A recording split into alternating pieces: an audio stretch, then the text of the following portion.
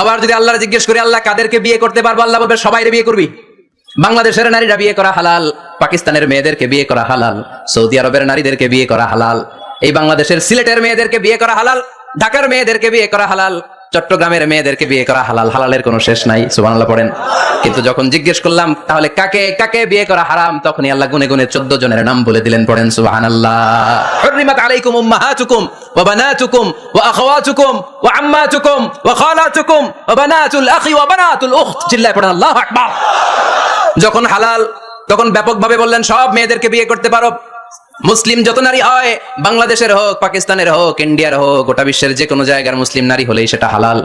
কিন্তু হারাম কোনটা যখন জিজ্ঞেস করলাম, গুনে গুনে বললেন মাকে বিয়ে করা হারাম, নিজের কন্যাকে বিয়ে করা হারাম, বোনকে বিয়ে করা হারাম, ফুফিকে বিয়ে করা হারাম, খালাকে বিয়ে করা হারাম, ভাতিজিকে বিয়ে করা হারাম, নিজের ভাগ্নিকে বিয়ে করা হারাম। সুবহানাল্লাহ পড়বেন না?